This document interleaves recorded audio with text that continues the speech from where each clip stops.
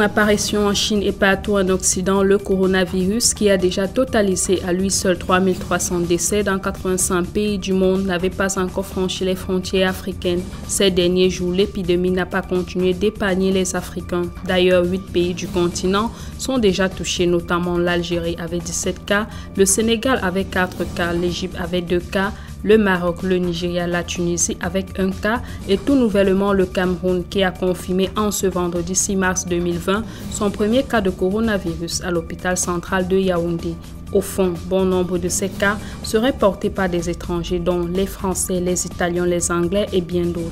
Loin de percevoir que ces individus seraient des espions, il faut dire tout de même que l'épidémie n'est pas sans effet sur l'économie africaine, notamment sur les flux des biens, des services et des personnes.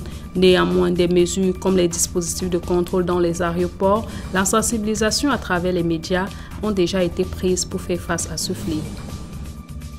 Les sessions de plein droit en vue des élections des super-maires de la ville dans les métropoles camerounaises ont été les plus controversées au vu de la démarche et des éclats de voix relevés. Si dans d'autres villes, l'élection du maire s'est passée sans trop de grincement de dents, d'autres par contre ont donné lieu à des spectacles à la lisière d'un ring de boxe. À Maroua par exemple, il a fallu attendre jeudi 5 mars 2020 pour être fixé sur l'identité du nouveau patron de la ville après 3 jours de tractations musclées. C'est finalement la candidature de Sali Babani qui a été retenue pour les RDPC au détriment de celle de ses 2 camarades de parti, Gadi Bouba et Aliou Baba, déclarés spontanément sans consensus. Sali Babani, dont la candidature a été le choix du comité central du Rassemblement démocratique du peuple camerounais, a finalement remporté la mairie de la ville de Maroua avec 50 voix contre le conseiller du FSNC qui a obtenu 48 seulement. Autre ville, autre champ de bataille, c'est la ville de Douala où le combat politique entre le candidat Lengue Malapa de la mairie de Douala Premier et son camarade du parti Roger Mbassandine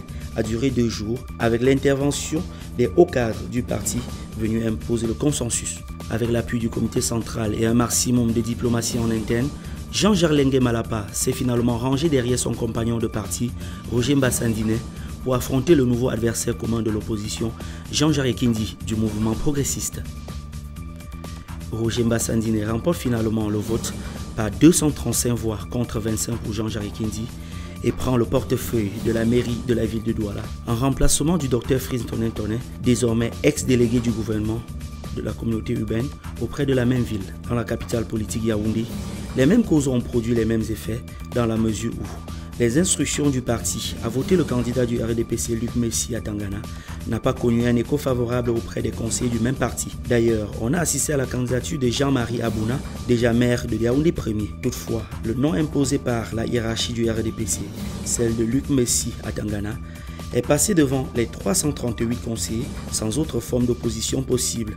Luc Messi à Tangana est ainsi déclaré maire de la ville de Yaoundé et devra prendre le siège de Gilbert Timi-Evuna, jusqu'alors délégué du gouvernement auprès de la commune urbaine de Yaoundé. Il faut signaler que c'est par la ville de Bafoussam que l'élection en vue de la détermination des super-maires des villes au Cameroun s'est ouverte. Dans la capitale régionale de l'Ouest Cameroun, Emmanuel Nzete a été le premier délégué du gouvernement à céder son poste à Roger Tafan, 54 ans, porté à la tête de cette ville, à l'issue d'un suffrage de 126 voix contre 2. À la tête de la ville de Bamenda, l'on retrouve Paul Achoubong Tambeng, 55 ans, membre du Rassemblement démocratique du peuple camerounais, unique candidat à ce poste de maire de la ville. Les conseillers SDF étaient très remontés face au refus du préfet de la Mesam de leur accorder le droit de désigner leur candidat. La mairie de la ville de Ngaoundéré fait office d'exception dans la mesure où celle-ci est dirigée par un maire UNDP. Ainsi, le maire du 1er arrondissement Bobo Saliou prendra le témoin à la place de l'ancien délégué du gouvernement Amadou Dawa. Dans la ville de Limbé, le délégué du gouvernement auprès de la même ville est élu super-maire et conserve ainsi le siège qu'il occupe depuis 2009.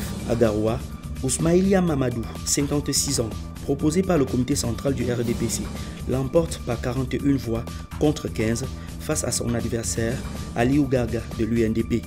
Il remplace ainsi Amadou Bouba à la tête de la communauté urbaine depuis 2008. Dans le même ordre d'idées, on aura retenu l'élection du docteur Daniel Edjor, 50 ans, à la tête de la ville des Bolois, en remplacement de Guy Rogenzo Olam, délégué du gouvernement depuis 2009. À Bertois, Jean-Marie Nzimbele, 56 ans, remplace Waman Mbele en poste depuis 2018. À Kribi, c'est Guy Emmanuel Sabikanda qui remplace Louis-Jacques Mazot en poste depuis 2009. À IDEA, on retrouve Albert Emmanuel Lène qui remplace Dieudonné Nzoké en poste depuis 2003.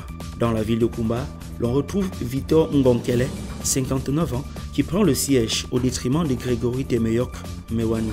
Enfin, Grand Samba, dont la ville sera dirigée par Frédéric Nzokiepo, 53 ans, qui remporte la tête de cette ville après un suffrage de 72 voix contre 2. En définitive, le RDPC a remporté 13 mairies de ville contre une seule pour l'UNDP et d'autres partis d'opposition sont restés très loin de ces prestigieux postes de responsabilité pour une fonction jadis nominative qui devra désormais être occupée par voie des élections. Rendre le déplacement de biens et des personnes plus pratique, c'est la volonté de la Tanzanie, du Rwanda, du Burundi et de la République démocratique du Congo. L'information confirmée par le gouvernement tanzanien annonce la construction de la ligne de chemin de fer George Standard, longue de 571 km et reliant les 4 pays cités plus haut. Un projet dont les travaux débuteront en décembre prochain, une fois la signature du contrat conclue. Selon les sources gouvernementales, les experts ont pu finaliser l'étude de faisabilité du projet qui devrait coûter aux 4 États concernés la somme de 2,5 milliards de dollars, dont seule la Tanzanie et le Rwanda devraient supporter les frais en raison de 1,3 milliard de dollars pour la Tanzanie et 1,2 milliard de dollars pour le Rwanda. Une initiative qui permettra de développer les échanges commerciaux entre ces pays africains.